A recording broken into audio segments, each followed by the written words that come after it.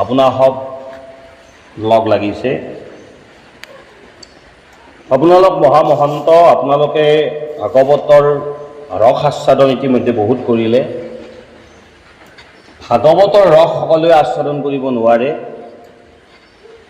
ৰসত চতুৰ যিজন তেওঁহে ভাগৱত শুনিব পাৰে। এতিয়া আমি বাকী ৰস আস্বাদন কৰোঁতে যিটো সোৱাদ পাওঁ, সেই সোৱাদৰ লগত আমাৰ আজিৰ এই ৰসৰ মিল নাই।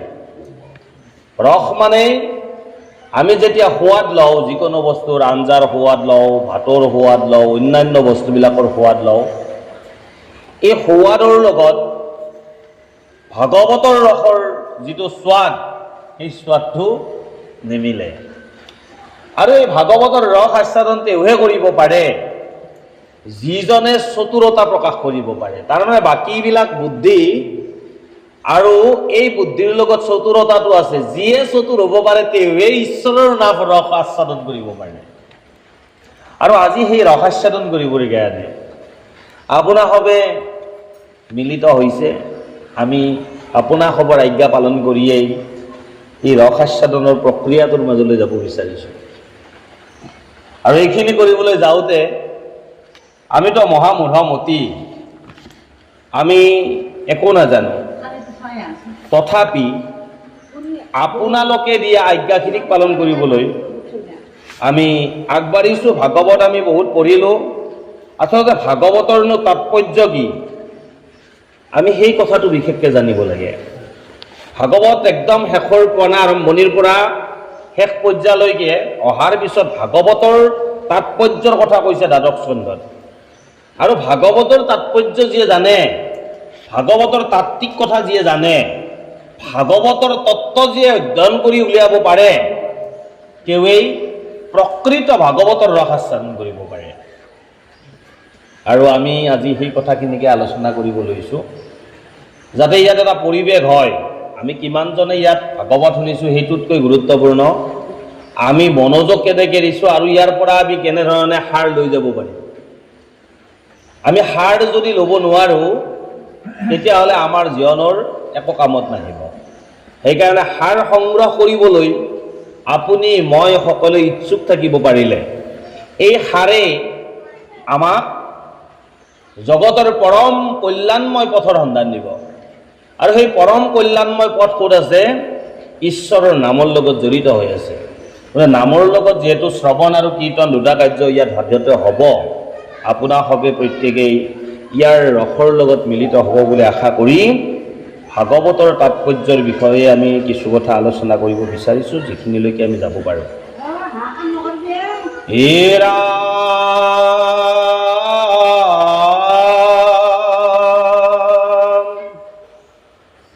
নিগৰতি ভূত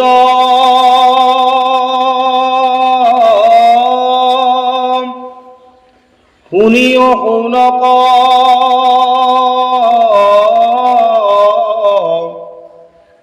প্ৰমুখ্যে ঋষি যতে বাঢ়য় স্কন্ধৰ যিটো তাৎপৰ্য কহিলো তাক প্ৰত্যেক হৰি গুণ নাম শ্ৰৱণ কীৰ্তন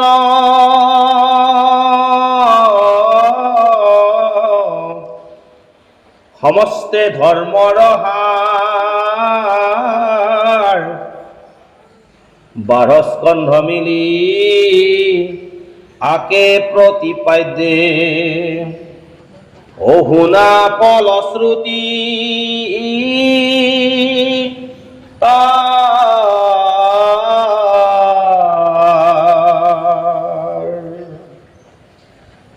হে শৌনক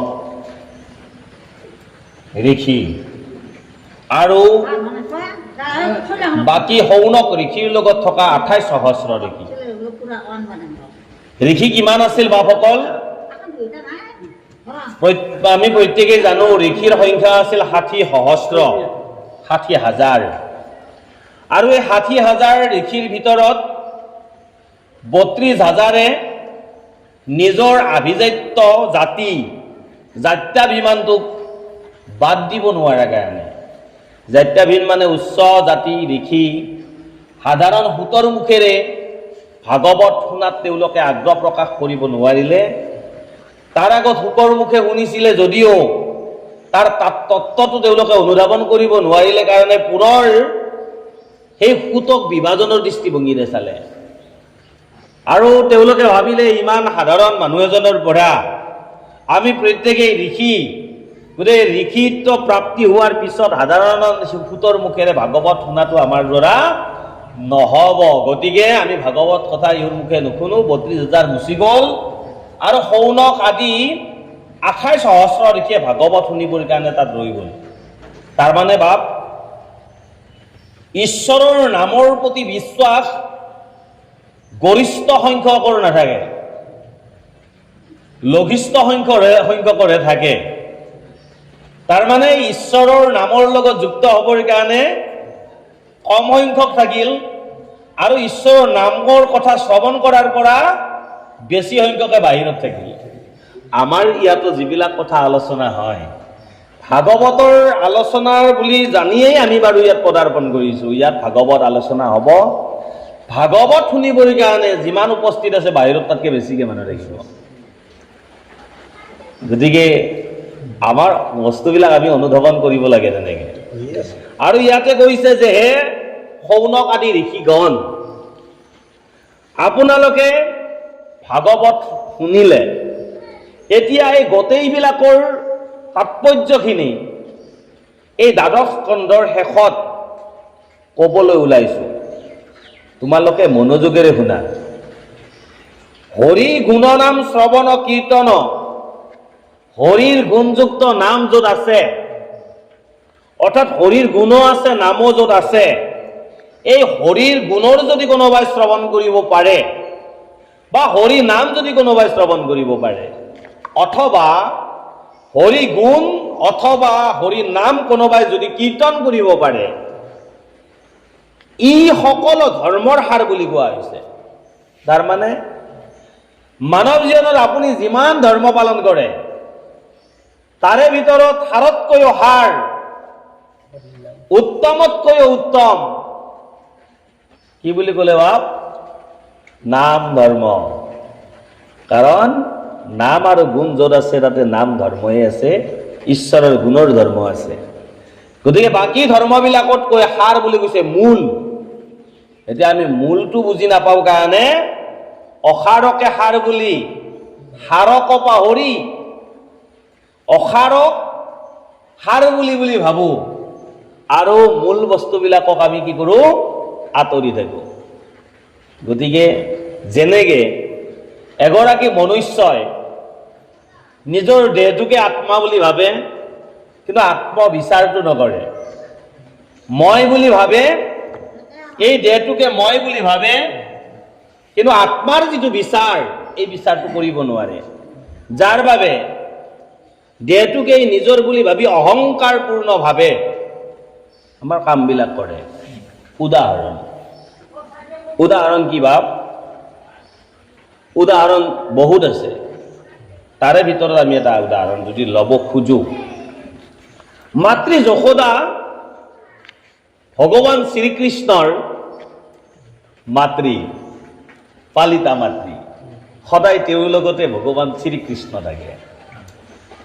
শ্ৰীকৃষ্ণই দধি দুগ্ধ ঘৃত মধু এইবিলাক খাই ভাল পায় আৰু খাব নাপালে চুৰ কৰি হ'লেও খায়।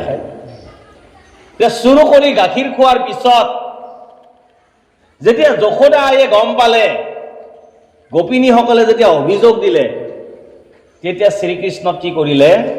বান্ধিবলৈ উদ্যত হ'ল। আৰু বান্ধিবলৈ যাওঁতে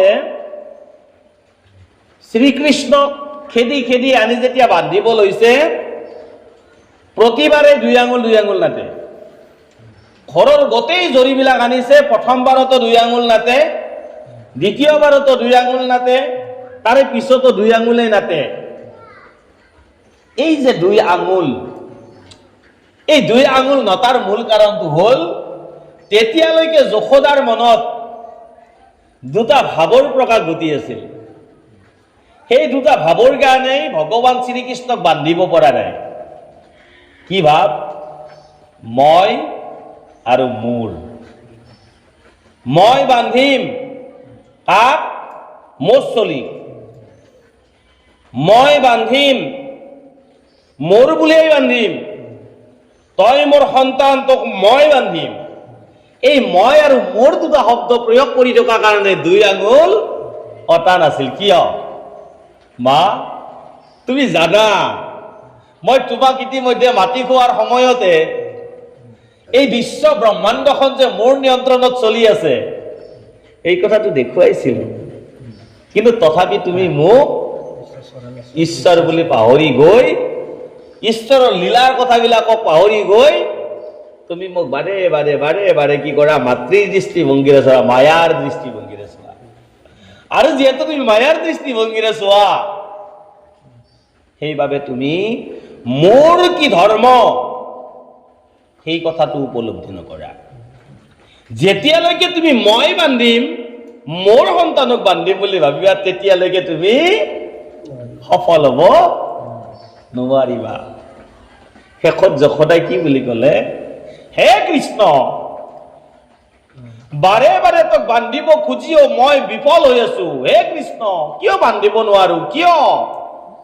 বান্ধটো ল না।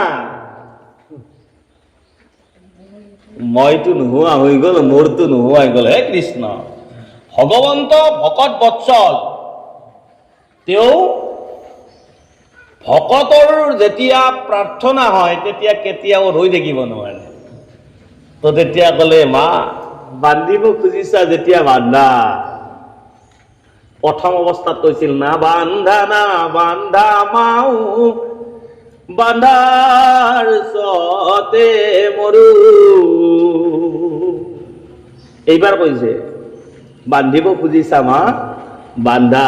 কাৰণ তুমি যেতিয়ালৈকে মই আৰু মোৰ বুলি ভাবি আছিলা তেতিয়ালৈকে মোক তুমি বান্ধিব পৰা নাছিলা।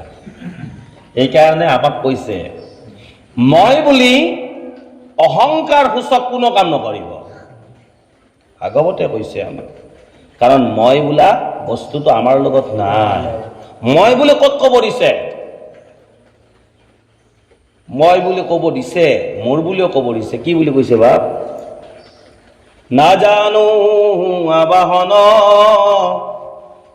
নাজানো বিসৰ্জন, পূজা মন্ত্ৰ নাজানো কিঞ্চিত, এতেকে পৰমেশ্বৰ দাস বৈলো চৰণত, মূৰ গতি সাধিবে উচিত। মোৰতো ভগৱন্তক অৰ্পণ কৰাত ব্যৱহাৰ কৰিবলৈ দিছে বাপ।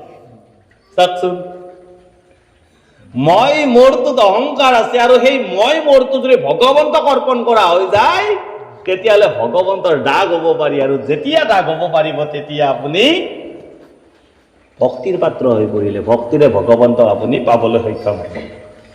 কিমান ধুনীয়া কথা কৈছে। আৰু কি কৈছে? মই দুৰাচাৰ কেৱলে তোমাৰ অপৰাধী নাৰায়ণ, ঘমিও কহৰি লয়ো দাস কৰি পখিলো হেৰা শৰণ। মই ব্যৱহাৰ কৰিলে কি বুলি? মই দুৰাচাৰ। মই দুৰাচাৰ বুলি কোৱাৰ লগে লগে দাসত্বৰ ফালে গুচি আহিল। মইতো একো নাজানো তাৰ মানে দাগ হ'ল নে নাই? এই মইতো তাত ব্যৱহাৰ কৰিবলৈ দিছে বা মই কৰিলো, মোৰ দ্বাৰা হ'ল, এই কথাটো কেতিয়াও ভাগৱতে আমাক ক'বলৈ দিয়া নাই। কাৰণ মইৰ লগতে অহংকাৰ জড়িত হৈ থাকে। কিয় ক'বলৈ আকৌ হাক দিছে? আমি যেতিয়া ভগৱন্তক শৰণ ললো, শৰণ মানে আশ্ৰয়, আশ্ৰয় লোৱাৰ পিছত আমি কি কৰিলো? ভগৱন্তক দেহটো অৰ্পণ কৰি দিলো, মোৰ এই কাৰ্যটো ভগৱন্তক অৰ্পণ কৰি দিলো, মোৰ বাক্যটো ভগৱন্তক অৰ্পণ কৰি দিলো, মই কাই মনটো অৰ্পণ কৰি দিলো। মনটো যদি ভগৱন্ততে অৰ্পণ কৰিলো, বাক্য যদি ভগৱন্ততে অৰ্পণ কৰিলো, দেহটো যদি ভগৱন্ততে অৰ্পণ কৰিলো, তেতিয়াহ'লে মই বুলি ক'ব পৰা কিবা থাকিল নে? কোৱা, তুমি যিমানেই বাৰে বাৰে কোৱা মই তোমাৰ চৰণত শৰণ ললো, মই তোমাৰ দাসৰ দাগ হলো, মই তোমাৰ কিংকৰ, তাত তোমাৰ ভকতি সিজিব। কিন্তু যদি কয় মই বৰ ডাঙৰ অনুষ্ঠান এটা পাতিলো, তাত অহংকাৰ জড়িত, মই পতা নাই বা। কথাটো বুজি পাইছে নহয়? গতিকে চাওকচোন কিমান ডাঙৰ কথা। অৰ্থাৎ মইৰ পৰাই যেতিয়া তুমি বুলি হব, তুমি হে চৈতন্য সনাতন, ৰাম ৰাম ৰাম ৰাম ৰাম, আমি অচেতন নিউকনাথ যোগাই, তুমি হে চেতনা, তুমি চৈতন্য শক্তি, তোমাৰ বাহিৰে বেলেগ চেতনা বোলা বস্তু নাই। এই মইৰ পৰা তোমাক অৰ্পণ কৰা হ'ল। কাৰ অৰ্পণ কৰিলো? তোমাৰ ভগৱন্ত, তোমাতেই অৰ্পণ কৰিলো। এতিয়া তুমি গৰাকী হলা, তুমি যি কৰা সেয়াই হ'ব। কৈছে, তাকে কৈছে শ্ৰৱণ কাৰ কৰিব লাগিব বা? ভগৱন্তৰ গুণৰ শ্ৰৱণ কৰিব লাগিব, ভগৱন্তৰ নামৰ শ্ৰৱণ কৰিব লাগিব। তাকে কৈছে প্ৰকৃত ধৰ্ম, তাৰমানে সাৰ ধৰ্ম বুলি কৈছে। সমস্ত ধৰ্মৰ সাৰ মানে উত্তমতকৈ উত্তম ধৰ্ম যদি কি আছে? ধৰ্মত উত্তম নাম কৈছে নহয় বাপ? শাস্ত্ৰৰ উত্তম গীতা ভাগৱত, ধৰ্মৰ উত্তম নাম, দেৱৰ উত্তম দৈৱকী নন্দন, চৰণে কৰো প্ৰণাম। আমিতো সদায় গায়ে থাকো। এতিয়া ধৰ্মত আমি কাৰ আশ্ৰয় লওঁ? জল জল পট পটকে দৈৱকী নন্দন কৃষ্ণই যদি উত্তম হয়, গতিকে উত্তমৰ তাত থাকিব লাগিব না আমি অধমৰ তাত থাকিব লাগিব? উত্তমৰ তাত থাকিম নে বাকী দেৱতাৰ আশ্ৰয়ত থাকিম? সেই কথাটো আমি এতিয়া অনুধাৱন কৰিবলৈ, ভাগৱতে আমাক অনুধাৱন কৰিবলৈ কৈছে বা। আমি কেৱল অনুধাৱন নকৰি আমি যা তা কৰি আছো, কিন্তু ভাগৱতে কৈছে তুমি অনুধাৱন কৰা কাৰ? নামৰ গুণৰ, ভগৱন্তৰ নামৰ গুণৰ কথাটো অনুভৱ কৰি তুমি ভগৱন্তৰ নামৰ লগত সম্পৃক্ত হৈ তেওঁতেই আশ্ৰয় লোৱা, তেতিয়া সমস্ত ধৰ্মৰ সাৰ বস্তু নামত তুমি নিজকেই নিবিষ্ট কৰিব পাৰিবা। এই কথাখিনি ক'লে 12 স্কন্ধ মিলি আকে প্ৰতিপাদ্যে শুনা ফলশ্ৰুতি তাৰ। 12 স্কন্ধৰ গোটেই কথাখিনি আনি ইয়াত দিয়া হৈছে, সেইখিনি কথা তোমালোকে শুনা। পৰে বা পিছলে যদি বা ক্ষুধায়ে তৃষায়ে পীড়িত হুয়া, নমো হৰি বুলি ডাকয়ুচ কৰি,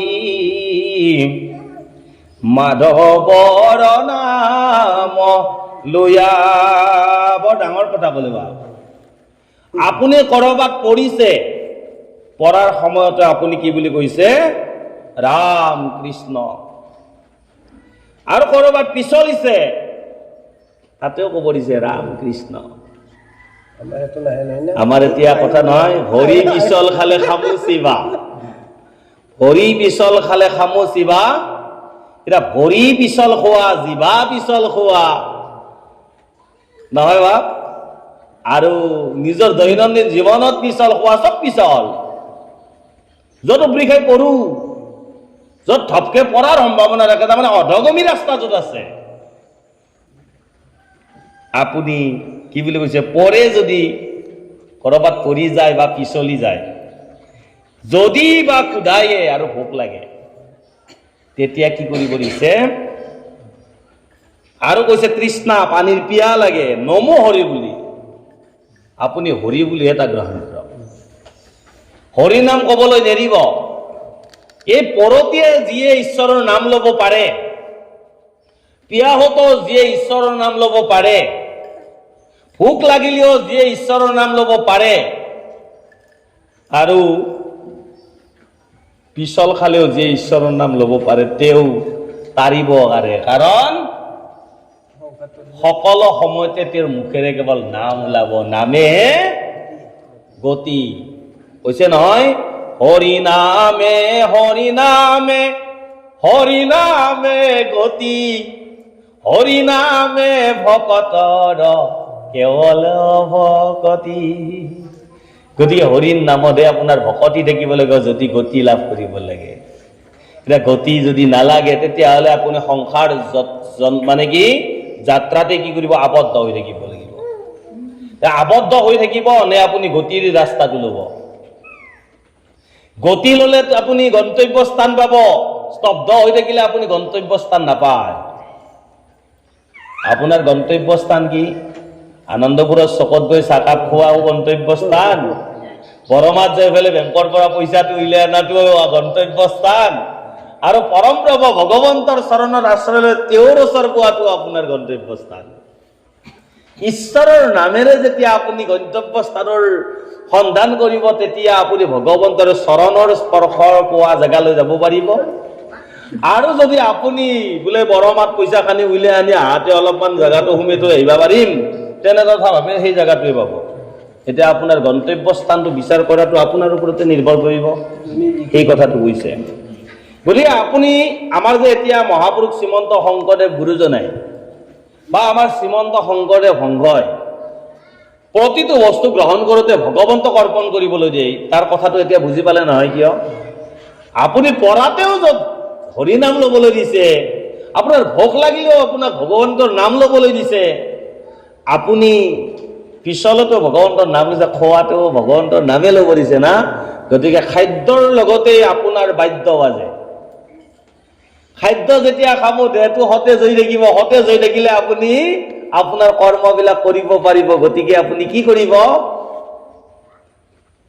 বাদ্য বজাবৰ কাৰণে খাদ্য খাব, আৰু সেই খাদ্যখিনি খাওঁতে আপুনি কি খাদ্য খালে কিটো বস্তু ভগৱন্তক অৰ্পণ কৰিব পাৰি সেই তালিকাখন আপুনি নিজে জানিব।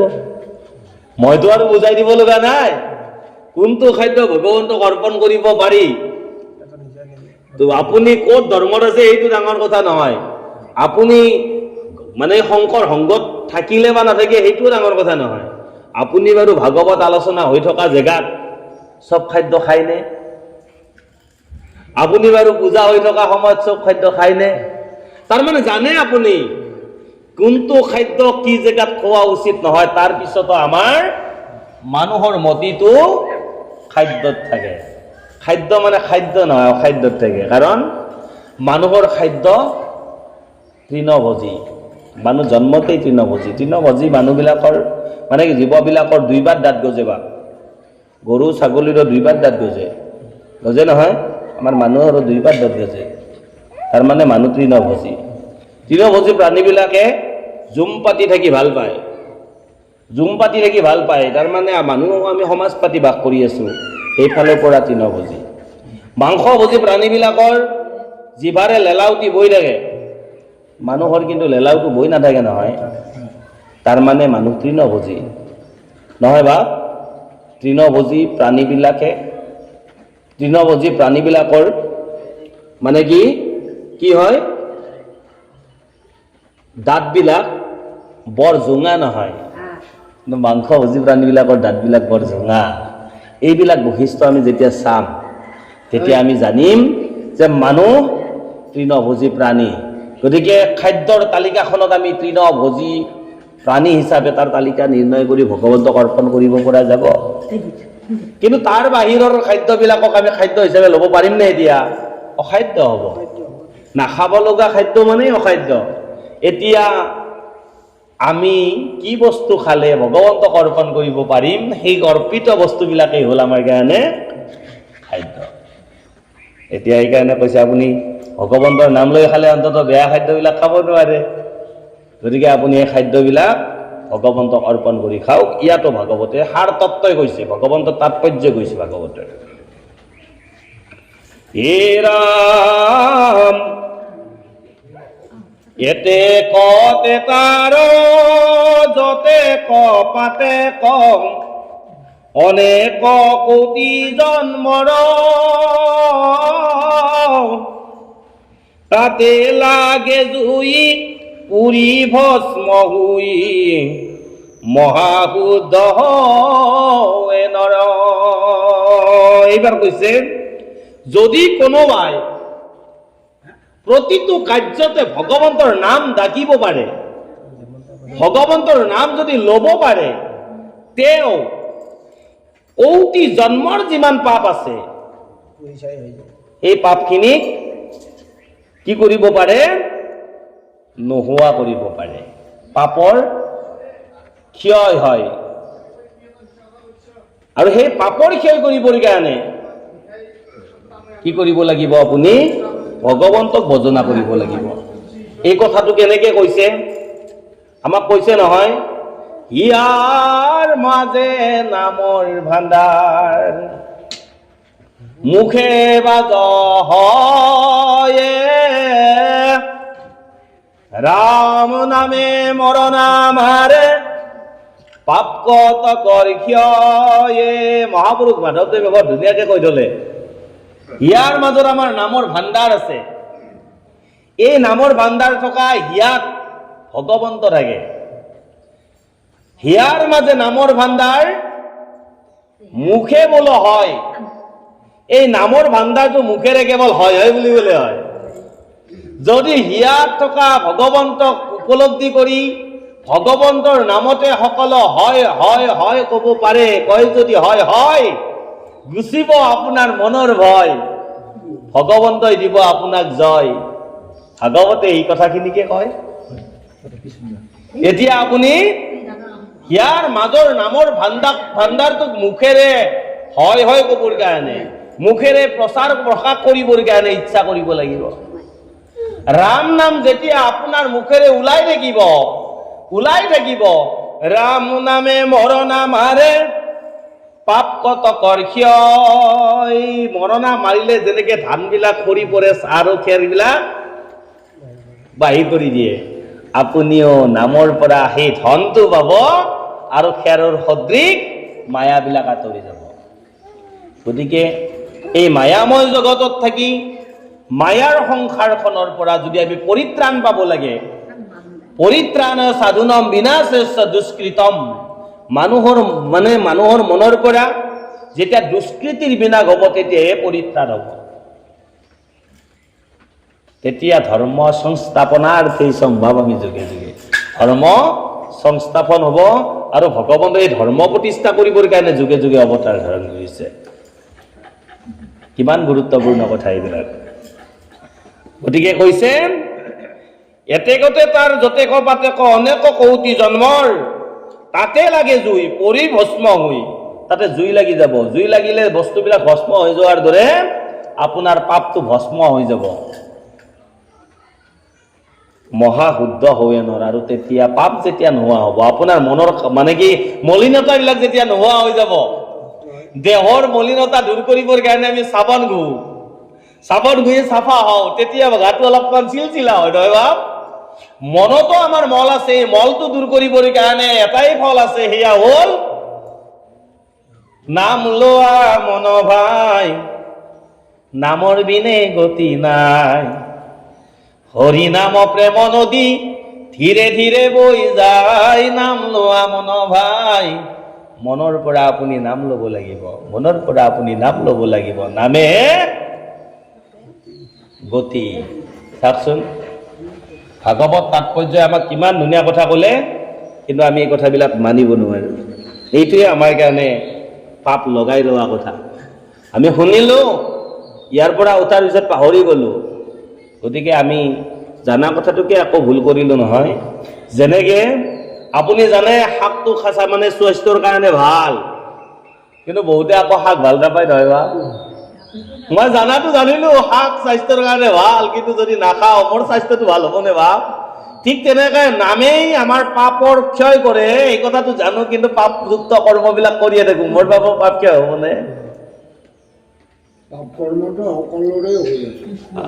এই পাপৰ পৰিত্ৰাণৰ উপায়টো সেইকাৰণে দিছে। আপোনাৰ পাপৰ যদি পৰিত্ৰাণ পাব লাগে, ৰাম নামৰ আপুনি আশ্ৰয় লৈ উঠতে বহতে খাওঁতে লওঁতে সকলো সময়তে ভগৱন্তৰ নাম ল'ব লাগিব।